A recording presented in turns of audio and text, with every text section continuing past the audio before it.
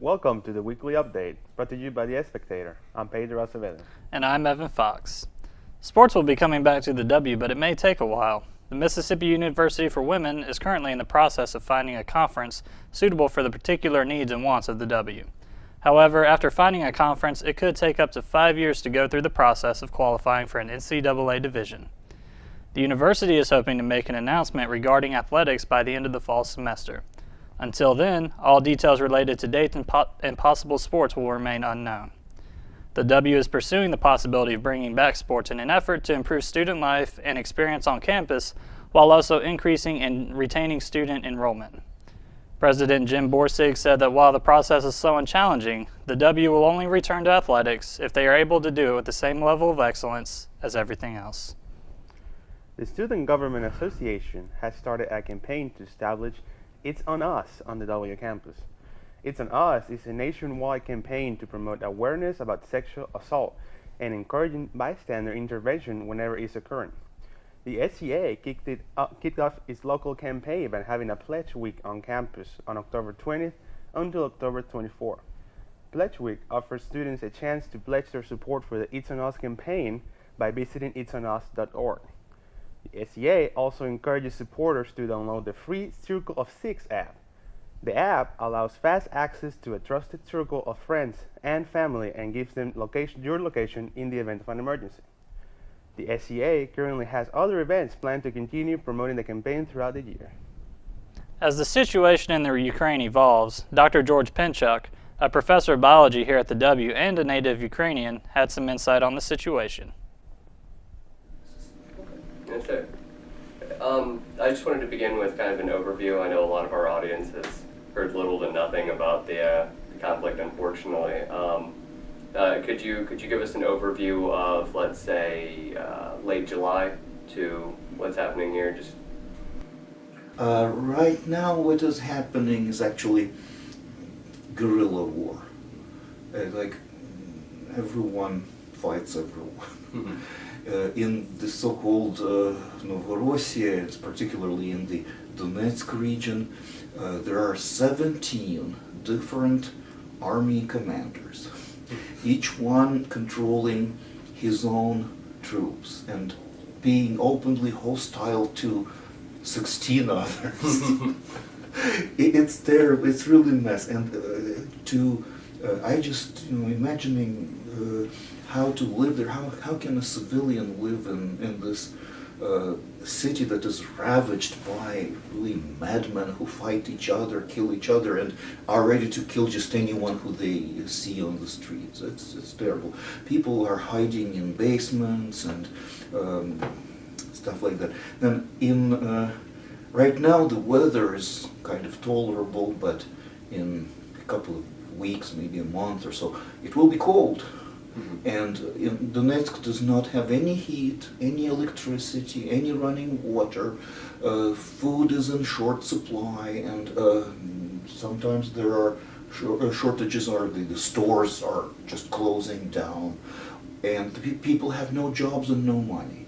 Absolutely. So they just survive, barely survive.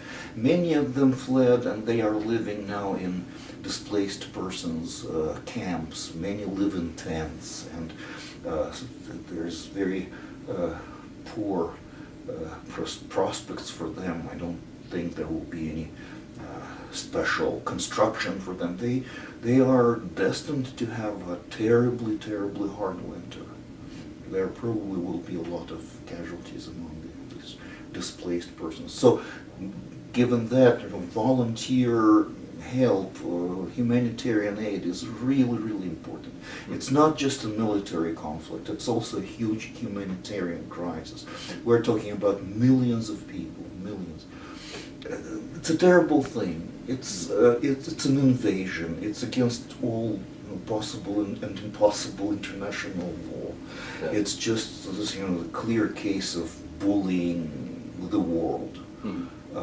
And I don't know how it will stop. It doesn't seem that there's any diplomatic solution, because Putin is a madman sort of like negotiating with the rabid dog is probably close to trying to solve this diplomatically.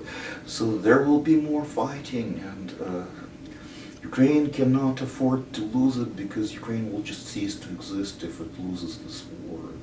It will be turned into just, some sort of criminalized backward province of southwestern Russia. And then it will be used as a platform for further expansion to Poland, Baltic republics, Romania, maybe Finland, maybe Scandinavian countries. It has to stop, but it's hard to imagine, predict how exactly will it stop. The full interview will be available online at muwspectator.com. The W's Mortar Board Honor Society is hosting a 5K superhero run on Thursday, October 30th from 6 to 8 p.m. The run is free and open to the public, with a suggested $5 donation for children and $10 suggested donation for adults. All proceeds will go to the Boys and Girls Club of Columbus. The event will begin at the Stark Recreation Center on campus and end in the Hogwarts Auditorium with the W Leadership, Halloween Party, and Haunted House. Participants are encouraged to wear the costume of their favorite superheroes. There will be door prizes for the best costume and the best team. The Haunted House is sponsored by the Student Programming Board and will run on October 30th and 31st. It will be open from 8 to 11 p.m. both nights. The Haunted House will only be open to students on the 30th, with the public invited to brave its halls on Halloween. The Student Programming Board noted the Haunted House is only intended for mature audiences. Speaking of Halloween, Regan Graham has some tips for creating your own Halloween costume. The first costume I'm going to show you is a gender-neutral costume, and it's going to be the Sugar Skull.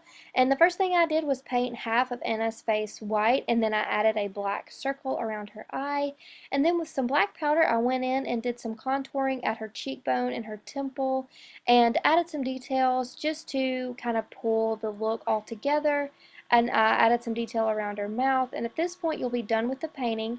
Since her hair is dark, I added some gold glitter and a braid just to kind of add some extra detail to the costume, and then I added a headband to pull the whole thing together.